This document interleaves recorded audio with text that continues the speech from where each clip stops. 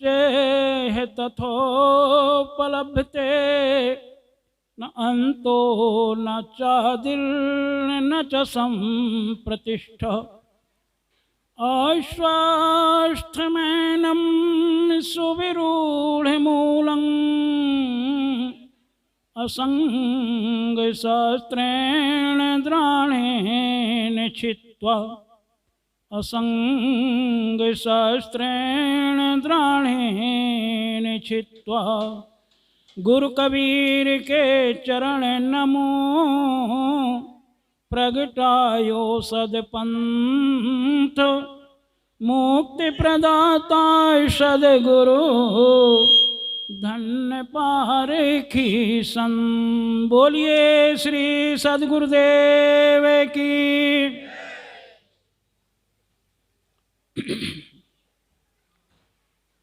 मंचासीन वैराग्य विभूषित बीतराग मुदमंगलमयी संत समाज,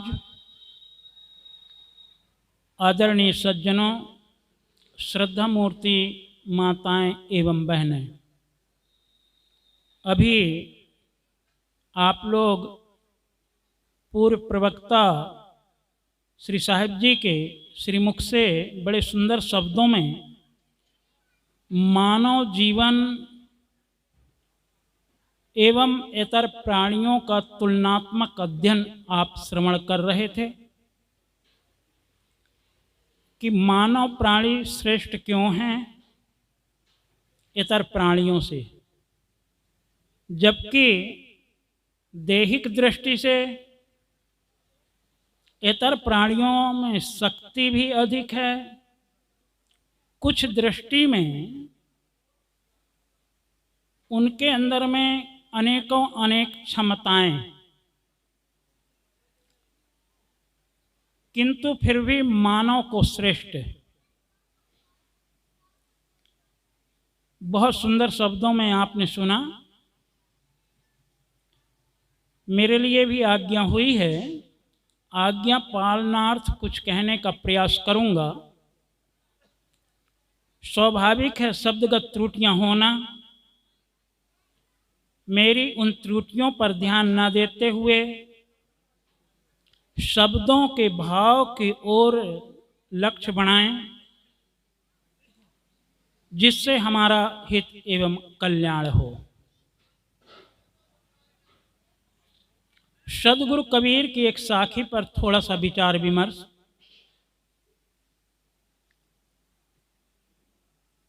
सदगुरु ने कहा है, भक्ति प्यारी राम की,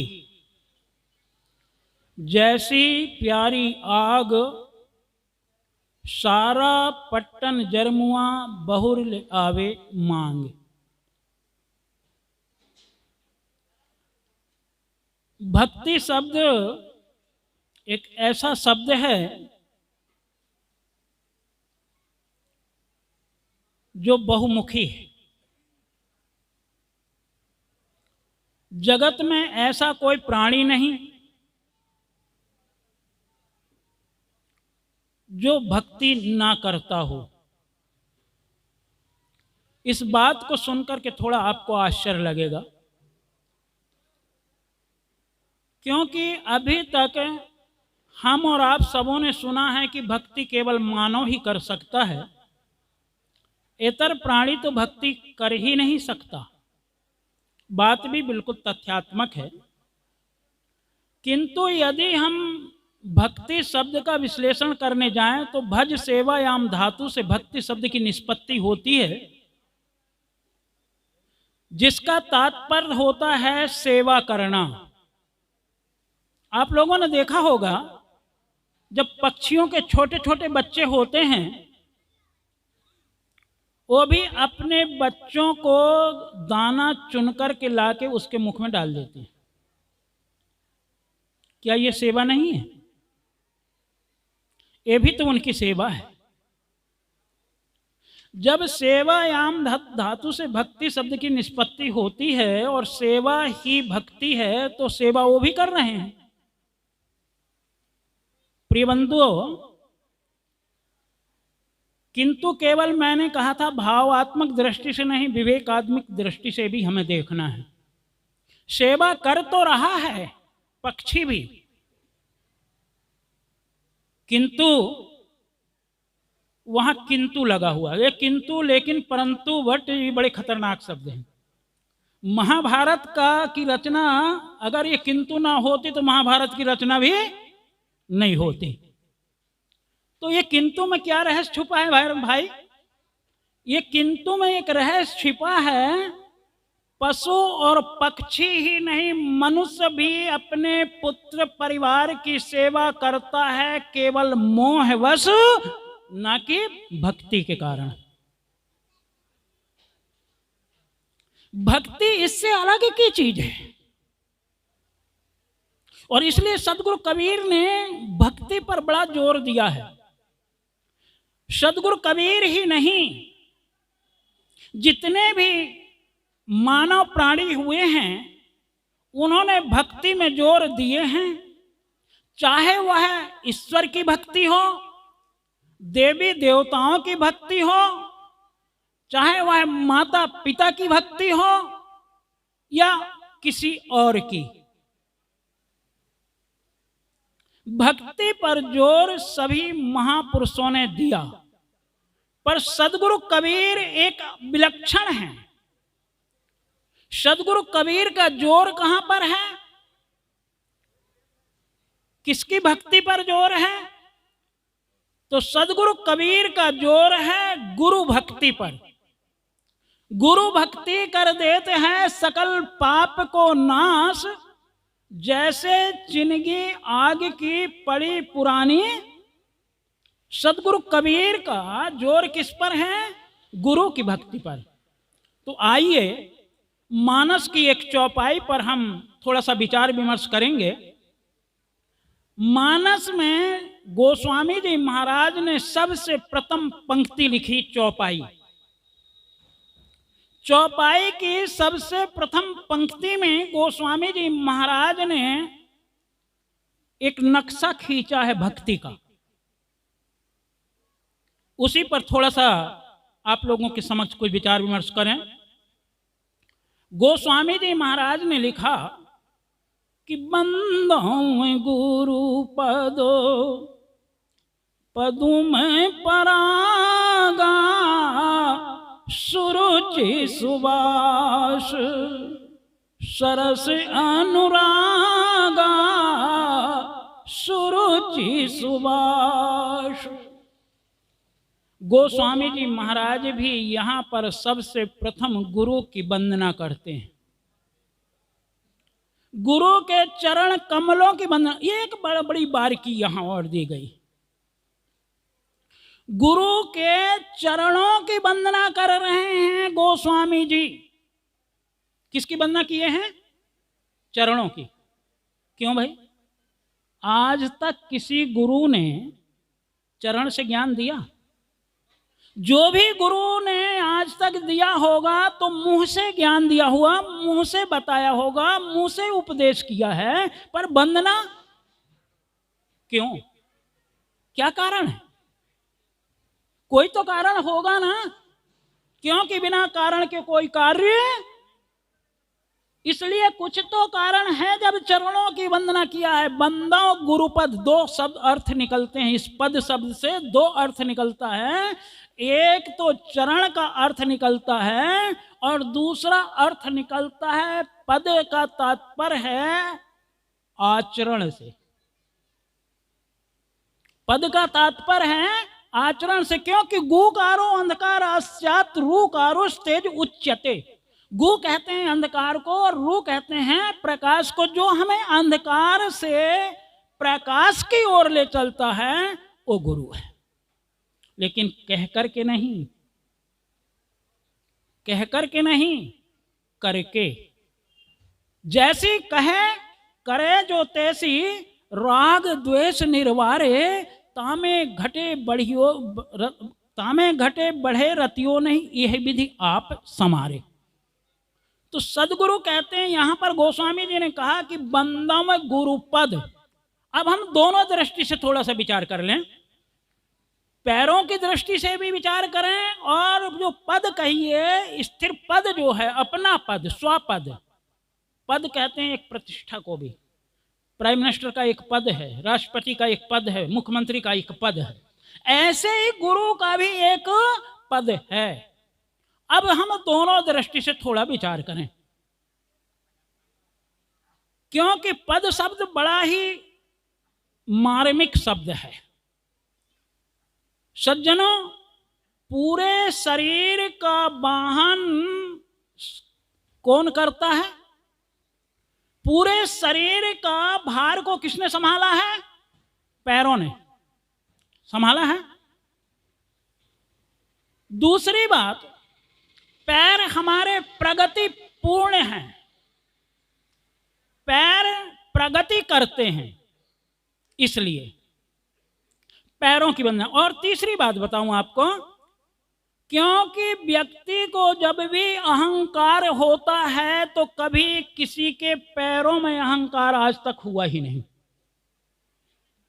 अहंकार कहां होता है भाई? कहां होता है?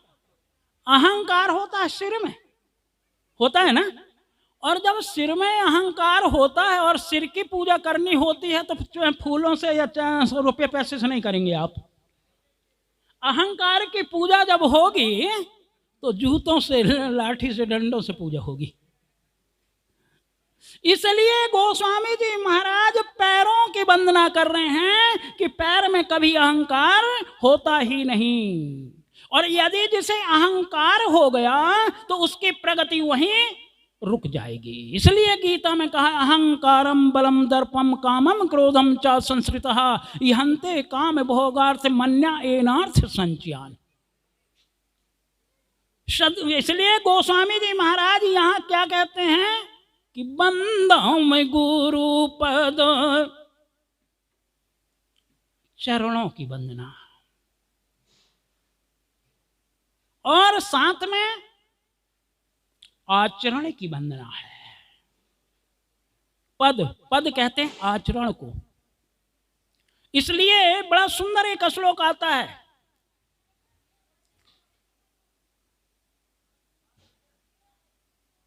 ये ब्रह्मवैवर्त पुराण के प्राकृतिक खंड का श्लोक है। गुणाः सर्वत्र पूज्यन्ते राजन पितृवंशो निरर्थकः वासुदेवम नमस्यन्ते वासुदेव न नमस्यते। दशरथ की पूजा आज तक किसी ने नहीं की, पर राम की पूजा, वासुदेव की पूजा किसी ने नहीं की, लेकिन कृष्ण की पूजा, क्योंकि उनके अंदर में गुण था, इसलिए गुण की पूजा होती है, पिता के वंशों की पूजा नहीं। सज्जनों, इसलिए गोस्वामी जी महाराज कहते हैं कि बंदों गुरुपद। फिर अगला शब्द और बड़ा मार्मिक शब्द है, पदुम। क्यों पदुम का प्रमाण दिया गया है? फूलों में बहुत सुंदर सुंदर सुगंधित फूल होते हैं, रात रानी है, चंपा है, केवड़ा है, इतने सुंदर सुंदर गुलाब का फूल है, किंतु कमल के फूल में कोई इतनी अधिक सुगंध नहीं हुआ करती। होती है क्या? कमल के फूल में इतनी ज्यादा सुगंध नहीं होती है, लेकिन फिर भी किसका प्रमाण दिए हैं गोस्वामी जी महाराज? कमल का प्रमाण देते हैं कि बंदों में गुरु पद पदुम परागा। पदुम क्यों देते हैं? मित्रों ध्यान देना, दुनिया में ऐसा और कोई फूल नहीं जिसके अंदर में केवल 8 पखड़ी होती हों। केवल कमल का एक फूल ऐसा है जिसमें 8 पखड़ी होती है, और हमारा हृदय रूपी कमल है, उसकी भी 8 पखड़ियां हैं। और भक्ति होती कहां से है? भक्ति होती है हृदय से। इसलिए गोस्वामी जी महाराज यहां कमल के फूल का उदाहरण दे रहे हैं। मन 8 पखुड़िन पर धावे, पवन समान बेर नहीं लागे, ता मन को रोके कोई संता, और पकड़ी लगा वहीं चरणन अंता। इसलिए गोस्वामी जी महाराज यहाँ पदम का प्रमाण देते हैं, कोई दूसरा फूल नहीं। भक्ति का नक्शा खींच दिया गया है इस चौपाई में कि हमें भक्ति किस प्रकार करनी चाहिए। सज्जनों, अगला शब्द मैं थोड़ा सा समेट करके ले चलूंगा, क्योंकि विस्तार करने पर इस चौपाई में कम से कम 1-1.5 घंटे का समय चाहिए, लेकिन फिर भी मैं थोड़ा खींच करके ले चलूंगा, समय का अभाव है।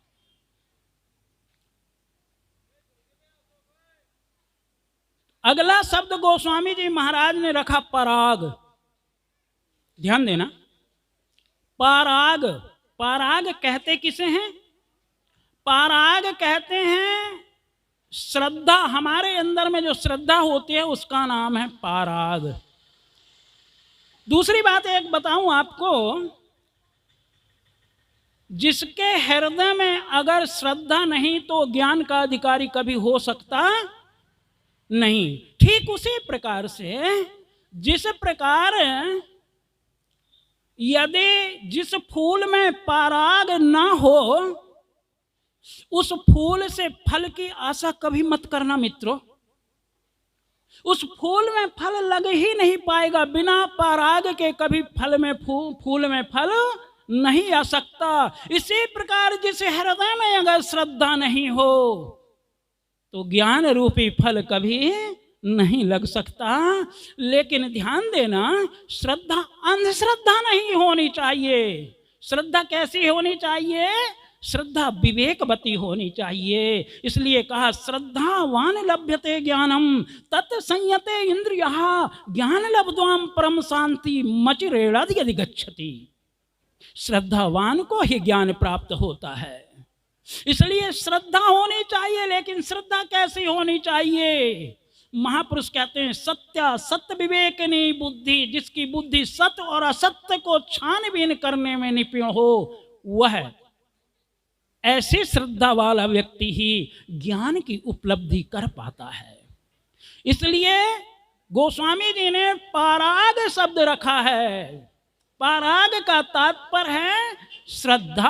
आपके हृदय में श्रद्धा होनी चाहिए। अगर आप ज्ञान को उपलब्ध करना चाहते हैं, ज्ञान में अपना मज्जन करना चाहते हैं, तो सबसे पहले श्रद्धा करनी चाहिए। इसलिए सदगुरु कबीर ने कहा था, भक्ति प्यारी किसकी? किसकी भक्ति? लोग संकोच में पड़ गए हैं, इसलिए संकोच में पड़ रहे हैं। राम की कहें कि ना कहें? अगर राम की कहते हैं तो कबीर साहब ने तो राम की भक्ति कभी कहा नहीं।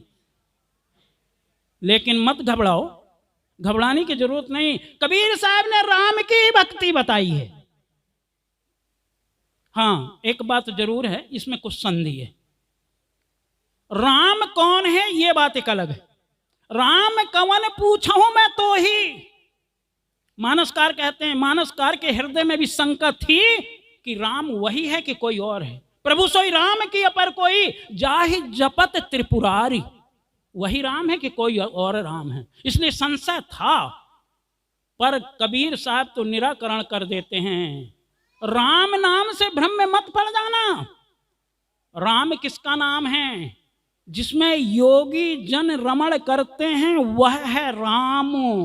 रमनते योगिनः सह रामः। जिसमें योगी जन रमण करते हैं, वो कुछ किसमें रमण करते हैं? तो मानसकार ने अगली चौपाई में बता दिया है। अस प्रभु हृदय, कहां पर? वो आपके हृदय में विराजमान है। अस प्रभु हृदय अक्षत अभिकारी और सकल जीव जग। हम में तुम में खड़क खम में नहीं है। ध्यान देना, भूल जाना उस बात को कि हम में तुम में खड़क खम में जहां देखो तहां राम। बहुत बड़े पापी हो जाओगे। इतना बड़ा पापी दुनिया में कोई हो ही नहीं सकेगा जितना पापी वह व्यक्ति होगा जो कहता कि हम में तुम में खड़क खम में जहां देखो तहां। आपको शंका हो सकती है, मेरे शब्दों से कुछ आपके मन में थोड़ा सा ये भी होगा कि बाबा जी क्या कह रहे हैं, लेकिन ध्यान देना, मैं नहीं कह रहा हूं ये बात को। तो कौन कह रहा है? आपका श्रीमद् भागवत कह रहा है, आपकी गीता कह रही है, आपकी रामायण कह रही है। मत दोष देना कोई कबीरपंथी आया था और कह रहा था, जरा खोल करके देखिएगा कौन सा राम? अस प्रभु हृदय। गोस्वामी जी इंगित कर रहे हैं हृदय में है, कहीं और नहीं है। और गीताकार व्यास जी ने भी कहा है, ईश्वरः सर्वभूतानां हृदय से अर्जुन तिष्ठति। और श्री राम, ये गोस्वामी जी महाराज तो कहते हैं सकल जीव। उन्होंने नहीं कहा कि सकल संसार में, कभी नहीं कहा है। क्या कहा उन्होंने? सकल जीव जन दीन दुखारी। इसलिए इसका नाम राम है, और इसलिए इसकी भक्ति सदगुरु कबीर कहते हैं। किसकी भक्ति कहते हैं? राम की। कौन सा राम? हृदय बसे ते राम न जाना। हृदय में बसे हुए राम की भक्ति हमें करना है। तो सदगुरु कबीर ने सबसे प्रथम इस राम को जानने की विधि क्या है? क्या राम को आप ऐसे जान जाएंगे? नहीं, कदापि नहीं जान जाएंगे। इसके लिए आपको क्या करना पड़ेगा? गुरु करना पड़ेगा। क्योंकि प्रिय बंधुओं, और एक बात और बता दूं आपको, सब गुरुओं के भी बस की बात नहीं है। ये सब गुरुओं के बस की बात नहीं है। क्यों, कैसे नहीं है? सज्जनों, जो टीचर आर्ट पढ़ा हुआ हो उसके सामने आप जाकर कहें मुझे साइंस पढ़ा दीजिए, क्या पढ़ा पाएगा? जो व्यक्ति कॉमर्स का प्रोफेसर है उसके सामने जाकर के आप हाथ जोड़ के निवेदन करें कि मुझे साइंस या केमिस्ट्री पढ़ा दीजिए, क्या वो पढ़ा पाएगा? कदापि नहीं। इसीलिए मैं कहता हूं कि सारे गुरुओं के भी बस की बात नहीं है कि वह इस राम का आपके सामने प्रादुर्भाव कर सके। इसलिए महापुरुषों ने कहा था, क्या कहा था? गुरु करो, गुरु करो।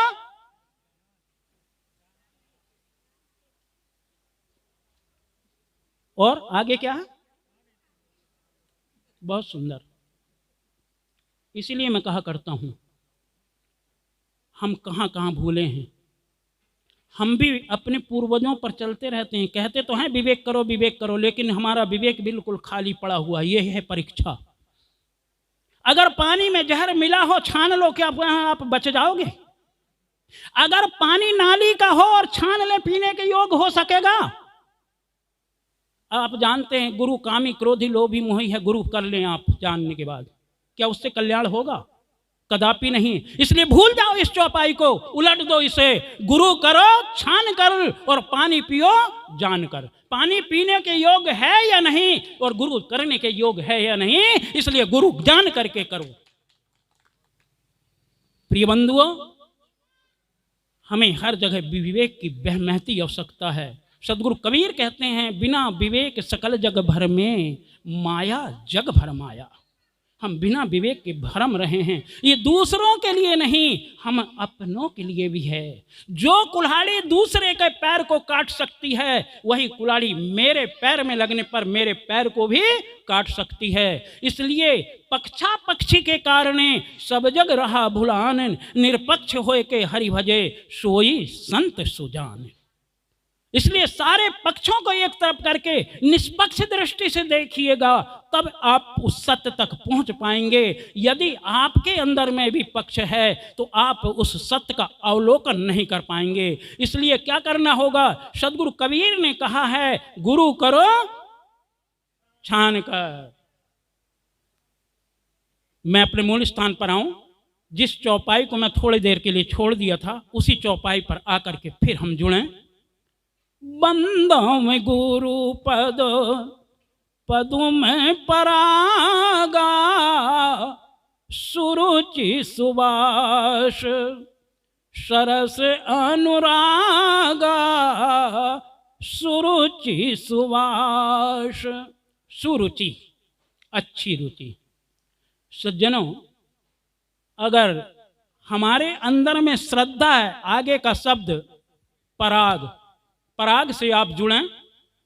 अगर आपके अंदर में श्रद्धा होगी तो सत्संग में आपकी रुचि भी अच्छी लगेगी। यदि आपके अंदर में श्रद्धा नहीं है तो रुचि भी कदापि नहीं लग सकती है। इसलिए सुरुचि, अच्छी रुचि होनी चाहिए। सुरुचि, सुबास। फिर क्या होगा? अगर आपकी आप उपयुक्त पूर्व के से घटते चले आते हैं, बंदों गुरुपद पदों में परागा सुरुचि यहाँ तक आप जाते हैं तो आपके जीवन में सुवास होगा। किसका सुवास होगा? अष्ट महासद्गुणों का सुवास आपके जीवन में होगा। दो जीवन में दो होता है, सुरुचि और कुरुचि। जीवन में दो चीज हमारी, ये तो सुरुचि होगी या तो कुरुचि होगी, दो में से एक होगा। अगर सुरुचि होगी तो हमारे जीवन में उत्थान होगा, और अगर सत्संग में कुरुचि है तो हमारे जीवन में पतन होगा। इसलिए हमारे जीवन में सुबास और कुबास दोनों होती है। यदि राम के जीवन में सुबास है तो रावण के जीवन में कुबास है, कृष्ण के जीवन में सुबास है तो कंस के जीवन में कुबास है। ये सुबास और कुबास होती है हमारे जीवन जीने की कला के आधार पर। इसलिए हमें क्या करना होगा? यदि सुबास हमारे जीवन में लाना है तो हमें उनसे गुजरते हुए आना पड़ेगा। जब हम उनसे गुजरते हुए आएंगे तब हमारे जीवन में सुबास उत्पन्न होगी। दया, क्षमा, सत्य, धीर, विचार, विवेक, वैराग, गुरु भक्ति, इन अष्ट महासद्गुणों का सुवास हमारे जीवन में आएगा और वही गुरु पद के योग्य हो पाएगा। सूरज, सुवास, सरस। बहुत शॉर्ट में लूंगा क्योंकि टाइम बिल्कुल होने जा रहा है, 3 मिनट बाकी है, 3 मिनट में मुझे पूरा करना है। सूरज, सुवास, सरस। अगर हमारे जीवन में उपयुक्त चीजें हैं तो हमारा जीवन सरस हो जाएगा। जीवन में दो चीजें होती है, या तो जीवन सरस होगा या तो जीवन निराश होगा। अगर उपयुक्त चीजें आपके जीवन में हैं तो आपका जीवन सुवास युक्त होगा, सरस जीवन होगा। और अंतोगत्वा अनुराग, अनुराग कहते हैं प्रेम को। और महा गोस्वामी जी ने लिखा है, प्रेम ते प्रगट हो ही मैं जाना। प्रेम से प्रकट होगा परमात्मा। कौन सा परमात्मा? वो परमात्मा नहीं। कौन सा परमात्मा होगा? जो आपके अंदर में, सबके अंदर में बैठा हुआ परमात्मा है, वह प्रेम से प्रकट होगा। इसलिए गांधी जी ने कहा था, love is God, God is love. वह प्रेम, आपके अंदर में प्रेम की चीज होना चाहिए। एक बात और अंतिम में कह देना चाहूंगा। लोग कहते हैं कि मरने के बाद स्वर्ग जाना।